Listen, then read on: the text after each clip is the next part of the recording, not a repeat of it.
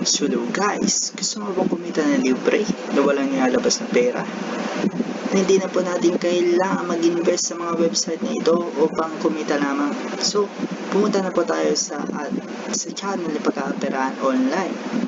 So baka pag napanood mo itong video ko, baka gusto mo tayo mag-subscribe upang always updated ka. Pero bago sa lahat, panoorin mo muna itong aking intro.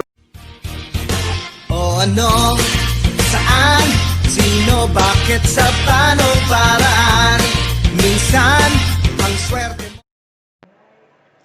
So hello once again, ako nga po si Pagkakaperaan Online. So ito nga po talaga ang aking totoong itsura sa likod ng screen record. So ito nga po, pasensya na kung hindi po talaga ako nag-face reveal dati dahil nga ako po ay mahihain din. So ito nga po ay ayun na, mag-umpisa na nga po tayo ng ating content again. So, ang content mo natin ay paano nga ba mag-vlog? Paano nga ba tayo mag-umpisa mag-vlog? Ang daming kailangang isipin. Kailangan mong isipin muna kung ano ang iyong magiging content, ano ang gusto mong gawin sa pag-vlog. Pag-vlog guys ay hindi ordinary. Sa totoo lang guys, pag nag-umpisa ka mag-vlog, hindi ibig sabihin sisikat ka na agad.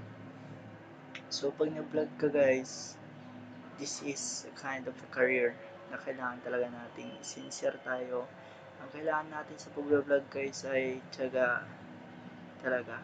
Tiyaga talaga ang pinaka-importante kasi sa pag-e-edit mo pa lang guys, pag wala ka ng tiyaga, ako, wag ka na lang mag-vlog. Pero hindi ko sinasabing wag kang mag-vlog. So, ano masasabi ko din guys, pag mag-vlog ka, siguraduhin mong gusto mo mag-vlog. Hindi yung mag-vlog ka dahil lang sa trip mo o gusto mo lang na talagang mag-vlog. So, kaya na guys, umpisa na natin. So, nung umpisa akong nag-vlog guys, sa totoo lang wala akong gamit. Kasi sabi guys, pag nag-umpisa ka na mag-vlog, hindi mo naman talaga kailangan ng mamahalin agad eh. Hindi mo kailangan bumili ng mamahaling gamit para mag-vlog. Dahil guys, kung talagang gusto mo vlog kahit ordinary pa yung cellphone mo, umpisa mo na ngayon. Dahil guys, hindi mo alam, malay mo 'di ba? Bigla kang sumikat. So sa totoo lang guys, pag umpisa mo nag-vlog, napakahirap talaga dahil hindi ibig sabihin pag nag-upload ka na guys, meron ka na agad subscriber eh. Wala pa. So ibig sabihin kailangan mo munang mag-comment sa mga ibang YouTuber para makilala ka din. Pero sa totoo lang guys, meron din yung mga vlogger na pagka ganun pala nila, pagka-upload nila, wow, biglang dumami agad yung subscriber. Pero pag once na ordinary ka pa lang na YouTuber, small YouTuber ka lang, na nag-umpisa pa lang, wala ka talagang subscriber, wala ka pang views. Yun nga yung isa guys, mahirap magkaroon ng subscriber at magkaroon ng views. Kaya sabi ko lang guys, yan ang pinakamahirap. Dahil kung hindi ka artista, hindi ka agad-agad sisikat. Napakahirap talaga guys maging YouTuber dahil talagang kailangan mo ng oras, kailangan mo din tiyaga. Pag wala kang tiyaga guys, napakahirap mag-vlog. So yun na. So nag-umpisa nga tayo ng mag-vlog. Pero hindi natin alam kung anong content natin. So yan ang una sa lahat na kailangan nating isipin. Ano nga ba ang gusto nating content? Ano nga ba? Kung ano ba ang gusto nating maging content na madaming tao ang manonood. So, mahirap talaga guys. Isipin mo pag gumawa ka ng vlog na pinapakilala mo lang yung sarili mo, guys, wala pang may kakilala sa'yo. Pwede, siguro maging subscriber mo na una ay yung pamilya mo. Pwede girlfriend mo, or asawa mo. Yun ang una guys. Yun ang unang magiging subscriber mo talaga. Kasi nga, di ba? Pag ganun ka, pag vlogger ka na small YouTuber na wala pang may kakilala sa'yo, so, ba't ka nila papanoorin? Ba't nila papanoorin? Anong pakialam nila sa buhay mo? Kasi nga, di ba, nag-umpisa pa lang, hindi ka talaga pakilala ng iba. Hindi kaya ng mga artista guys, di ba, na pag-artista, bigla lang pasulpot-sulpot yung ganyan nila, boom, bigla na lang na nagkakaroon sila ng maraming subscriber, maraming views. Yun nga. Pero meron din guys yung mga hindi pa talaga sikat pero bigla-bigla na lang umangat. Siguro swerte nila kasi pag small YouTuber ka pa lang talaga guys, it takes time na para dumami ang subscriber mo. Kasi pagdadaanan mo lahat, madami ka pang pagdadaanan pag naging YouTuber ka. Siyempre, masusubukan mo lang din na makipag-sub to sub guys. Sa totoo lang, nasubukan ko din yan.